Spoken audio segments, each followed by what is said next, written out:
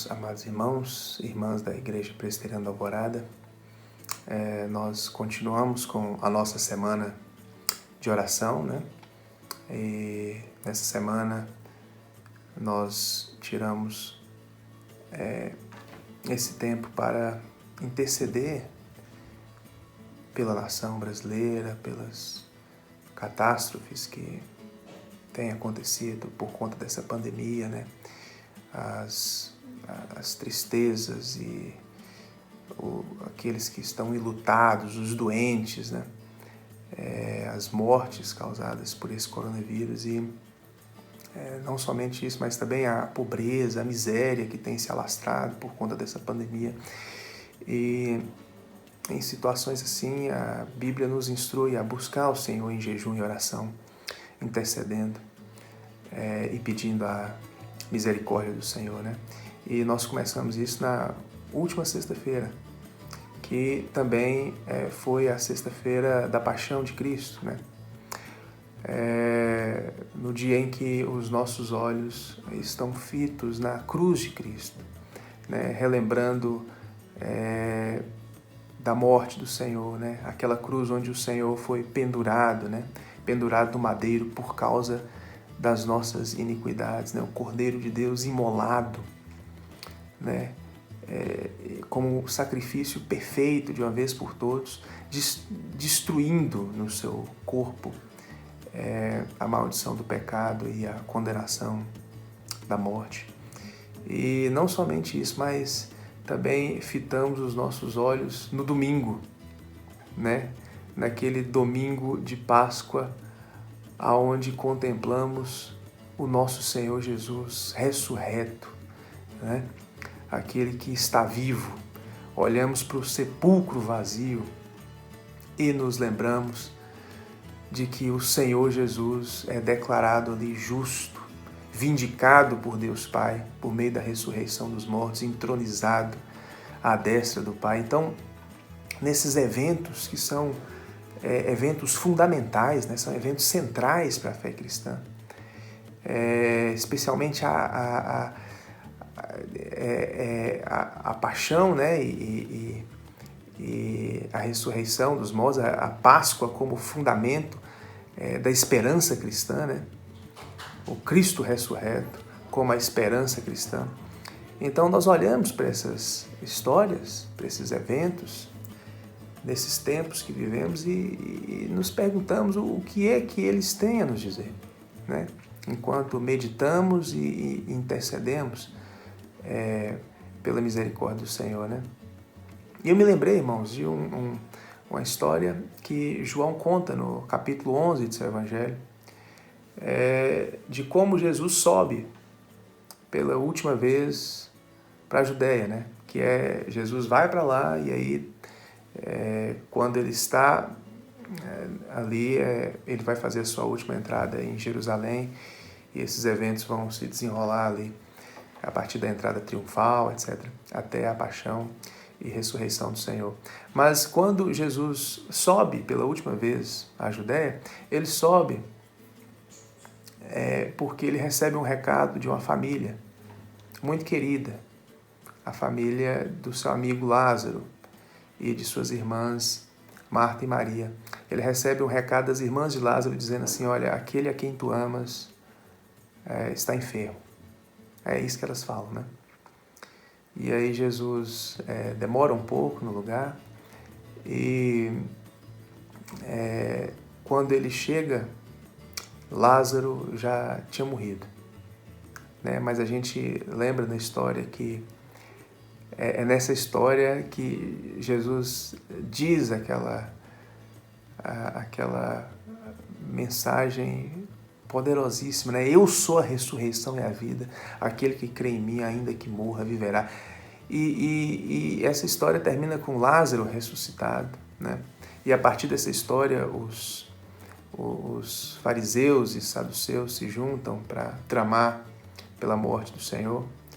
Mas tem uma passagem muito singela nessa história, que me chama a atenção, que é aquele momento em que Jesus encontra as irmãs de Lázaro, né? Ele encontra Marta, primeiro ele chega na vila, mas ele não vai direto para a casa de Lázaro, né? Ele encontra com Marta e depois Maria avisada e vai encontrar Jesus. E quando Jesus vê e ouve, né, o que tinha acontecido e tudo, e vê Maria, o Evangelho conta que ele se comove profundamente. Ele perturba-se no seu espírito, né? E a Bíblia diz que Jesus chorou. Jesus chorou diante daquilo. Jesus, né? O Jesus que chora diante da dor. Mas Francis Schaeffer fala que não somente ele chora, ele se move de tristeza, mas ele também tem uma espécie de fúria.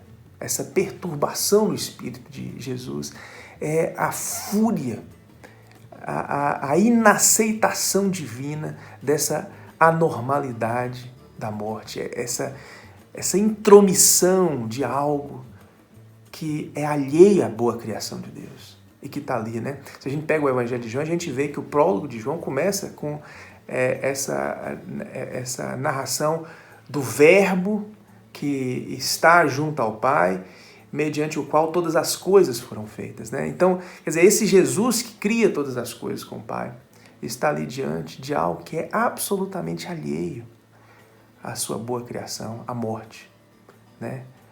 E esse intruso faz com que Jesus se mova profundamente no seu íntimo, de dor, de tristeza e de fúria também. E aí, uma pergunta que a gente pode se fazer é por que Jesus chora, sabendo que tudo se resolveria? Porque no início da história fala que Jesus vira para os discípulos e fala assim, olha, essa doença não é para acabar com a morte. Jesus já sabia absolutamente tudo o que ia acontecer. Ele sabia que todo o poder estava em suas mãos, tudo estava, o controle não fugiria das suas mãos. Então, por que é que Jesus chora? E a nossa resposta, irmãos, está na Epístola aos Hebreus, quando o apóstolo diz que Jesus, ele é o sumo sacerdote perfeito. É aquele que pode se compadecer de nós, porque ele foi como nós. Ele passou por todo tipo de tentação, mas sem pecado.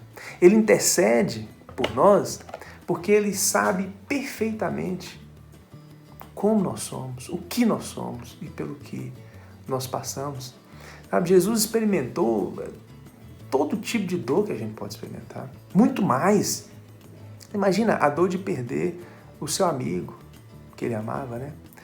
Mais pra frente a gente vai ver a ansiedade de saber que seus inimigos estavam tramando contra ele, né? Os fariseus juntando com os saduceus. Mais ainda, a dor de ser traído por um dos seus, né? Abandonado pelos seus melhores amigos, né? Quando Jesus é preso, os discípulos se espalham, né? Se escondem. Pedro vai negar Jesus. A dor de ser injustiçado naquele julgamento corrupto, né? No Sinédrio, onde o inocente está sendo condenado. A dor de ser espancado, né? De ser torturado até a morte ali na cruz. Mas mais ainda a dor de ser no final ali abandonado por aquele silêncio retumbante do Pai. Quando ele grita lá, né? Deus meu, por que me abandonaste?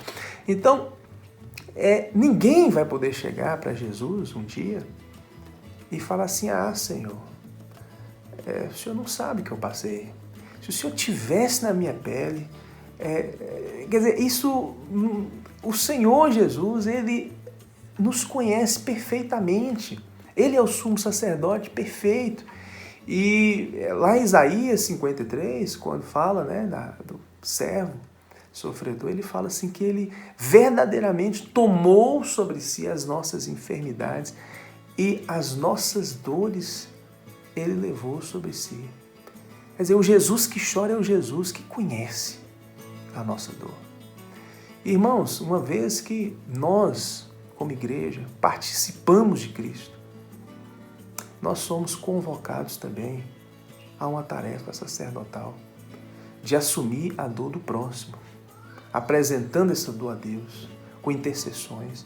E mais que isso, retornar né, como sacerdotes, anunciando as virtudes daquele que nos chamou das trevas para a sua maravilhosa luz. O povo da ressurreição, meus irmãos, tem a missão de interceder e chorar pela dor do próximo, mas também de responder como povo da ressurreição, né? Como povo que não olha mais para a morte como se ela fosse a última palavra, porque ela foi derrotada na cruz, despojada da ressurreição triunfal do nosso Senhor, né? E o povo da ressurreição é o povo que anuncia esse êxodo verdadeiro, né? Esse êxodo da morte para a vida, da escravidão do pecado para a liberdade plena no Espírito. O êxodo do velho Adão, da nossa velha humanidade, para o Cristo ressurreto, primícia da nova criação, né?